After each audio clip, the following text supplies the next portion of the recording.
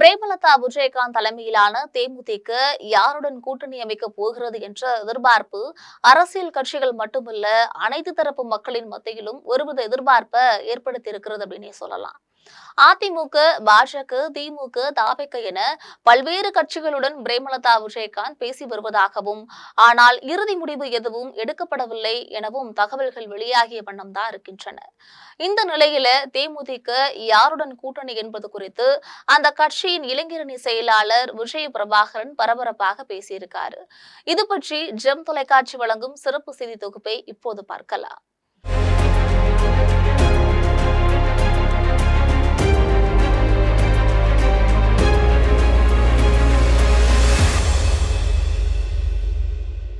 தமிழ்நாடு சட்டசபை தேர்தல் நெருங்கி வரக்கூடிய இந்த சூழ்நிலையில அரசியல் கட்சிகள் எல்லாமே தீவிரமாக தேர்தல் பணியாற்றி வருகின்றன.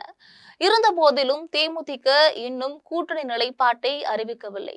இந்த நிலையில கிருஷ்ணகிரி மாவட்டம் பெரியமுத்தூர் கிராமத்துல தேமுதிக நிர்வாகி இல்ல காதணி விழா நடைபெற்றது. இதுல தேமுதிக இளைஞரணி செயலாளர் விஜய பிரபாகரன் கலந்து கொண்டு பேசினாரு. அவர் பேசும் பொழுது கூட்டணி பற்றி பல தகவல்களை பகிர்ந்துகிட்டாரு. தமிழக ஜெயலலிதாவிற்கு பிறகு பெண் தலைவர்கள் யாரும் இல்லை, தேமுதிக கட்சிக்கு எதிர்காலம் இல்லை என்று பலர் அவதூறுகளை பேசினார்கள். ஆனால் இப்பொழுது தேமுதிக பொதுச் செயலாளர் பிரேமலதா விஜயகாந்த் ஜான்சி ராணி போல தமிழகத்துல எழுச்சியுடன் இருப்பதை மக்கள் பார்க்கிறார்கள். கடலூரில் நடந்த மாநாடு இதற்கு உதாரணமாக சொல்லலாம். தேமுதிக யாரோட கூட்டணி சேர்வார்கள் என்று அனைவரும் எதிர்பார்த்திருக்காங்க. தேமுதிகவை பொறுத்த வரைக்கும் தமிழ்நாடு முழுவதும் மிகப்பெரிய கட்சியாக இருக்கிறது. திமுக, அதிமுகவுக்கு பிறகு ஜாதி மதம் இல்லாத மூன்றாவது பெரிய கட்சியாக தேமுதிக இருக்கிறது. தேமுதிக எந்த கட்சியுடன் கூட்டணி வைக்கிறதோ அந்த கட்சி தான் வெற்றி பெறும். தேமுதிகவிற்கு தமிழ்நாடு முழுக்க ஒவ்வொரு சட்டமன்ற தொகுதியிலும் 10,000 முதல் 15,000 வாக்குகள் இருக்கிறது. தற்பொழுது திமுகவும் சரி, அதிமுகவும் சரி 170 தொகுதிகளை நிற்க வேண்டும் என நினைக்கிறார்கள். அதனை கொள்கை முடிவாக தெரிவிக்கிறார்கள். தேமுதிகவிற்கும் அது போன்ற கொள்கைகள் உள்ளது. கடந்த 2011ஆம் ஆண்டு தேர்தலில் தேமுதிக 41 இடங்கள்ல போட்டியிட்டு 29 தொகுதிகளில் வெற்றி பெற்றுச்சு. அதுல தற்போது 9 முதல் 10 எம்எல்ஏக்கள் இல்லை என்றாலும் மீதம் இருக்கக்கூடிய 20 முன்னாள் எம்எல்ஏக்கள் இருக்காங்க. அவர்களை நாங்கள் பாதுகாக்க வேண்டும். இதனை திமுக, அதிமுக போன்ற கட்சிகள் புரிந்து கொள்ள வேண்டும். வரக்கூடிய சட்டமன்ற தேர்தலில் திமுக, அதிமுக ஆகிய கட்சிகள் 170 இடங்கள்ல போட்டியிட வேண்டும் என நினைப்பது போல தேமுதிகவில் இருக்கக்கூடிய முன்னாள் எம்எல்ஏக்களின் எதிர்காலத்தை பார்க்க வேண்டும். அந்த 20 எம்எல்ஏக்களை நாங்கள் பாதுகாத்தாக வேண்டும்.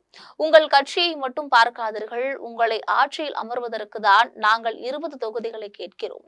கூட்டணியில் இடங்களை கேட்பது எங்களது உரிமை. கூடுதல் தொகுதிகள் ஒதுக்கி தருவது உங்களது கடமை. தேமுதிக முதலமைச்சராக கேட்கவில்லை, உங்களை முதலமைச்சராக நாங்கள் கேட்கிறோம். எனவே 20 தொகுதிகள் எங்களுக்கு கண்டிப்பாக தேவைப்படுகிறது அப்படின்னு பேசியிருக்காங்க. அவங்களுடைய பேச்சு மூலமாக தேமுதிக 20 தொகுதிகளை கேட்டு வருவது வெளிப்படையாக தெரிந்திருக்கிறது. ஆனால் திமுக, அதிமுக உள்பட எந்த கட்சியும் 20 தொகுதிகளை ஒதுக்கி தருவதற்கு எந்த விதமான வாய்ப்புகளும் கிடையாது அப்படின்றது முக்கியமான செய்தியாக பார்க்கப்படுகிறது. இதனிடையே பிரேமலதா விஜயகாந்த் தூத்துக்குடியில் தன்னுடைய தேர்தல் பிரச்சாரத்தை தொடங்கினாங்க.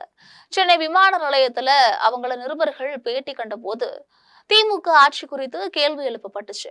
இதற்கு பதில் சொன்ன பிரேமலதா விஜயகாந்த் திமுக ஆட்சியில 50% நல்லது நடந்திருக்கிறது அப்படின்னு குறிப்பிட்டாங்க. மேலும் திமுக ஆட்சியில நிறைய குறைகள் இருப்பதாக மக்கள் சொல்கிறார்கள், அவையெல்லாம் சரி செய்யப்படும் என்று நம்புகிறேன் அப்படின்னும் திமுகவுக்கு ஆதரவாக அவங்க பேசியிருக்கிறாங்க அப்படின்றதும் குறிப்பிடத்தக்கது. இதற்கிடையே நடிகர் தாடி பாலாஜி லாட்டரி அதிபர் மார்ட்டின் மகன் தொடங்கி இருக்கக்கூடிய கட்சியில இணைஞ்சிருக்காரு. இன்று தகவலும் வெளிவந்திருக்கிறது. சினிமா நடிகரும் சின்னத்திரை நடிகருமான தாடி பாலாஜி தமிழக வெற்றி கழகத்தில் இணைந்து பணியாற்றி வந்தார்.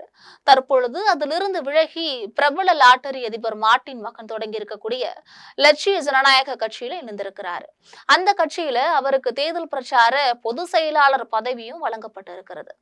இது குறித்து தாடி பாலாஜி பேசும் பொழுது, தமிழக வெற்றி கழகத்தை புஷி ஆனந்த், ஆதவ் அர்ஜுனா, நிர்மல்குமார் ஆகியோர் தவறாக வழிநடத்துகிறார்கள். தெரிவித்துள்ளார்கள். விஜய் மீது நான் குற்றம் சொல்ல மாட்டேன். இரண்டாம் கட்ட தலைவர்கள் தான் காரணம். விஜய் அவர்களை நம்பி இருக்கிறார். மக்கள் விஜயை நம்பி இருக்கிறார்கள்.